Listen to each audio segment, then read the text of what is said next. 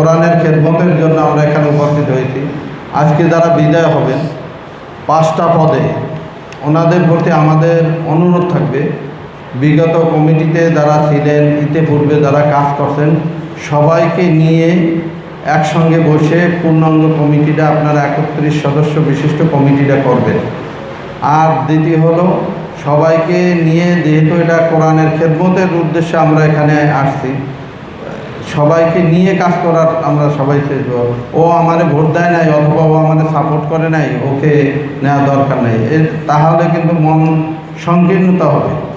এই সংকীর্ণতার ঊর্ধ্বে থেকে আমরা সকলেই একসাথে গলায় মিলে মিলে কাজ করব, তাহলে আমাদের কাজের মধ্যে বরকত হবে। আর যদি আমরা নিজেরা দলাদলি করি তাহলে কিন্তু কাজে বেবরকত হবে, কোরআনের খেদমত হবে না, বরং আরও গুনাহ হবে। এই কারণে আপনাদের প্রতি উদাত্ত আহ্বান থাকবে, আপনারা সকলে যেই 5 জন এখানে নির্বাচিত হয়েছেন, এই 5 জন অন্য পুরানো দ্বারা কাজ করছেন সকল ভাইদেরকে ডেকে একসঙ্গে সব মাদ্রাসার ওস্তাদরা যাতে এই কাজের মধ্যে এসে দেয়। আমাদের উদ্দেশ্য যেটা, সহি শুদ্ধ করে সব ঘরে ঘরে যদি কোরআন পড়তে পারে, হাফেজরা সুন্দর করে তেলাওয়াত করতে পারে, সেইভাবে আমরা সকলে চেষ্টা করব, মেহনত করব ইনশাআল্লাহ। এ পর্যায়ে প্রথম অর্থ সম্পাদক হিসাবে যিনি নির্বাচিত হয়েছেন, হাফেজ মাওলানা নাসির উদ্দিন 25 ভোট পেয়েছেন। তিনি একটু জানেন, আলহামদুলিল্লাহ। নিকটতম প্রতিদ্বন্দ্বী মানে নিকটতম যিনি হয়েছে ওসামা, হাফেজ ওসামা, তিনি 3 ভোট পেয়েছেন। আর সাংগঠনিক সম্পাদক হাফেজ এনামুল হাসান, তিনি 23 ভোট পেয়েছেন। এনামুল হাসান। তারপরে মাওলানা হাফেজ আবুল হাসান, তিনি 4 ভোট পেয়েছেন। এনামুল হাসান কে? সাধারণ সম্পাদক তিনি হাফেজ মাওলানা মাসুম বিল্লাহ, তিনিও 23 ভোট পেয়েছেন। পরবর্তী দ্বিতীয় হয়েছে হাফেজ এনামুল, তিনি 8 ভোট পেয়েছেন। সিনিয়র সহসভাপতি হিসাবে হাফেজ আবদুল্লাহ, তিনি 13 ভোট পেয়েছেন। তার পরবর্তী যিনি হয়েছেন আবুল হাসান, তিনি 8 ভোট পেয়েছেন। মাসুম বিল্লাহ 4 ভোট পেয়েছেন। আবদুল্লাহ, হ্যাঁ আবদুল্লাহ। কে? সভাপতি হিসাবে যিনি নির্বাচিত হয়েছেন, হাফেজ মাওলানা সেকেন্দার, তিনি 32 ভোট পেয়েছেন। দ্বিতীয় মুফতি মাসুম বিল্লাহ ভাই 2 ভোট পেয়েছেন। এই হলো আজকের আমাদের রেজাল্ট। এখনই আমাদের সামনে সংক্ষিপ্ত কথা বলে দোয়া মোনাজাতের মাধ্যমে আজকে আমাদের প্রোগ্রাম শেষ করবেন খুলনা বিভাগীয়। বলেন।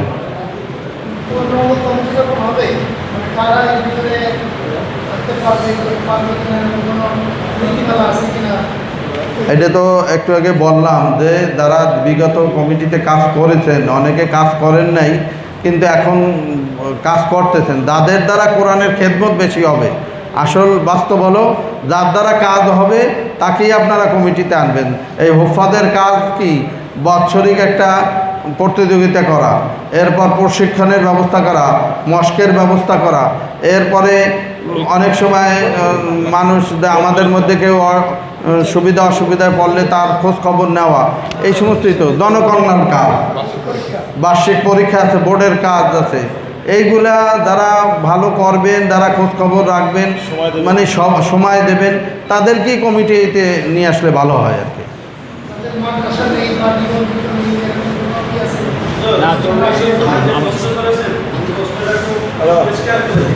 বলেন।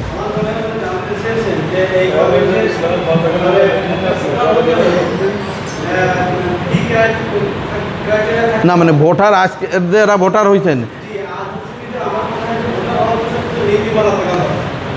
না মানে আমাদের এরা হলো যারা বিগত কমিটিতে ছিলেন, পূর্ণাঙ্গ কমিটি এবং থানা কমিটির 5 জন করে আমরা নিচ্ছি।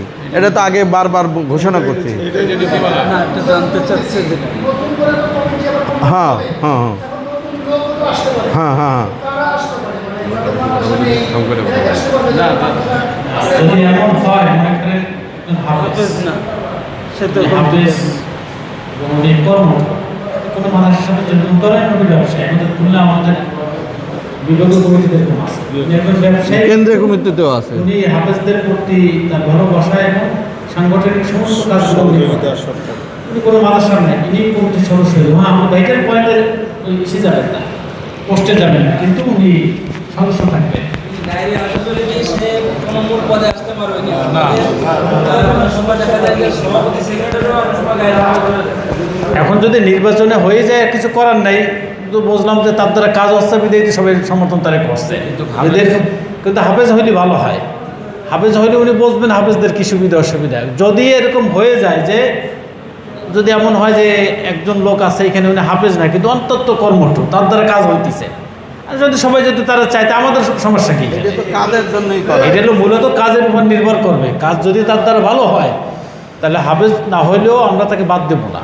না তবে মূল পদে থাকবে না এখন মিজান ভাই মূল পদে থাকবে না হাফেজ না হলে মূল সেটা নীতিমেলা আছে। নীতিমালা আছে। আচ্ছা আচ্ছা।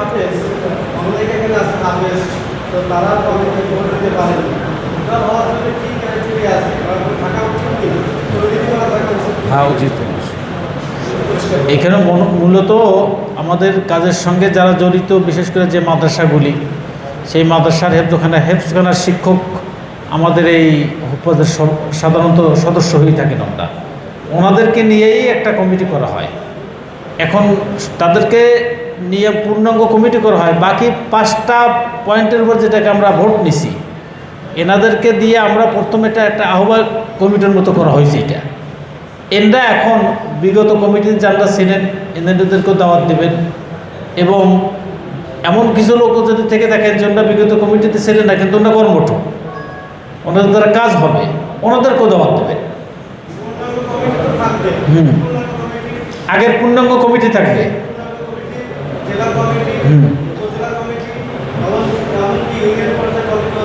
জি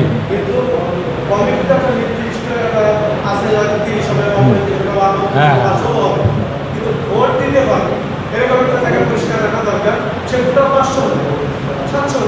সেটা যেহেতু কেন্দ্রের থেকে আমাদের কাছে এখন ওই ধরনের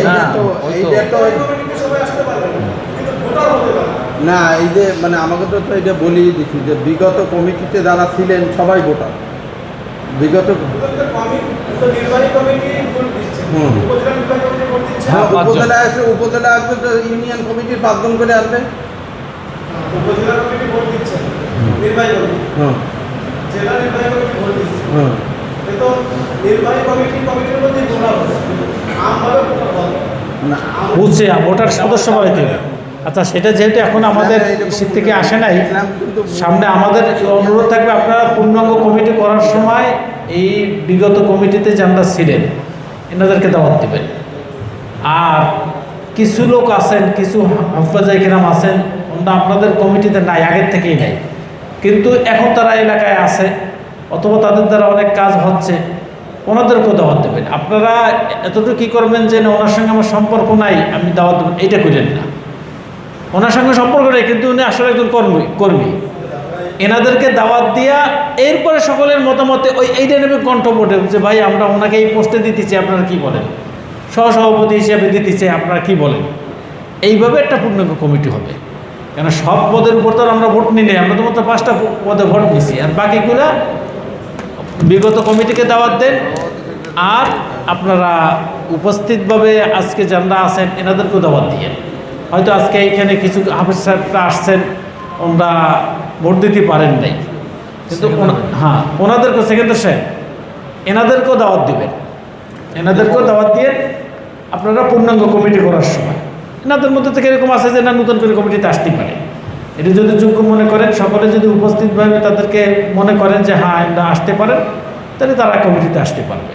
এই যে কই সেকেন্দার ভাই কই আমাদের পক্ষ থেকে একটা প্রস্তাব থাকবে, সেটা হচ্ছে কি যে আপনারা আপনাদের মাধ্যমে আমাদের কেন্দ্রে এটা বসে দিলেন, সেটা হচ্ছে প্রতিটি জেলায়, প্রতিটি থানায়, প্রতিটি ইউনিয়ন যত হাফেজ আছে যারা এই কাজের সাথে সম্পৃক্ত, মাদ্রাসার সাথে সম্পৃক্ত, তারা যেন প্রতিটি ভোটার হতে পারে, ভোট দেওয়ার হকটা অধিকার দরকার। আচ্ছা ঠিক আছে, ইনশাল্লাহ আমরা আপনাদের প্রস্তাব শুনলাম, আমরা কেন্দ্রের কাছে আমরা এটা ইনশাল্লাহ পৌঁছে দেবো ইনশাল্লাহ। তাহলে আর কি কোনো কাজ আছে? বলুন।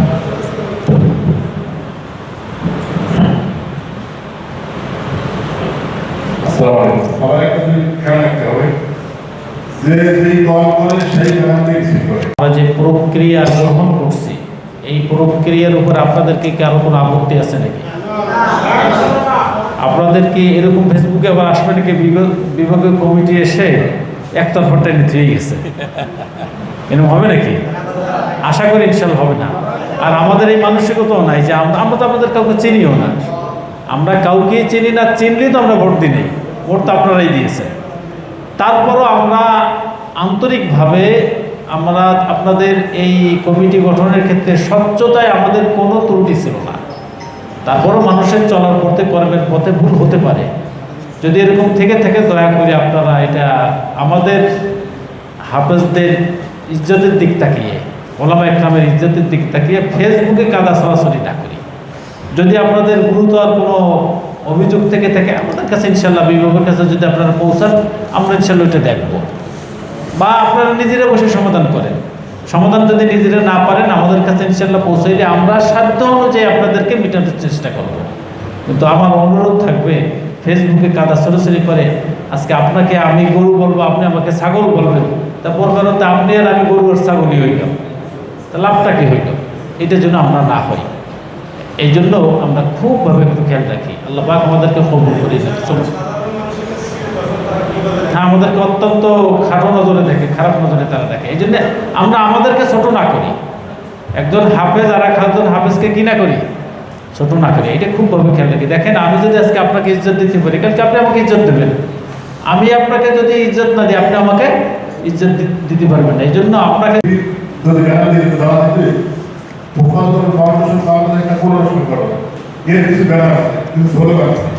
আমাদের অনেকে এর বিরোধিতা করে, আরে ওটা দরকার, এই পর্যন্ত দরকার অন্য খবরে মুখ করে এটা ভাইরাস। বাইরের গুলোতে কোনো কাজ করতে হবে। আমাদের একটাই উদ্দেশ্য শহীদ কোরআন তেলাওয়াত করতে ঘরে ঘরে পৌঁছতে আল্লাহর জন্য। এই কাজের জন্য আমাদের যে স্লোগানগুলো আছে স্লোগানগুলো তার সমাধান করতে হবে। এটা অনেক জায়গায় আছে বিরোধিতা করে। আমার বিরোধিতা করে সে কমিটিতে আসবে কেন? সেই পাওয়ার হেফাজত করে বিরোধিতা করলে সে কমিটিতে আসবে কেন? নির্বাচন হয়ে গেছে, সামনে থেকে নির্বাচন যখন হবে তখন বলে দেবে যে কারা ধরা হবে। এখন আপনাদের যে সামনে এই 5 দলের বসে কমিটি করবেন, সেই কমিটিটা বিগত কমিটি যারা ছিল তাদের মধ্যে কাজের আগ্রহ ছিল, কাজের অ্যাক্টিভ ছিল, তাদেরকে ডেকে তাদেরকে বসে পরামর্শ অবগত করবেন। ওই ব্যক্তিটা এই সংগঠন যে কর্মসূচিগুলো আছে সেই কর্মসূচিগুলো বাস্তবায়ন করতে সে উদাহরণ। যদি বিরোধিতা হয় তাহলে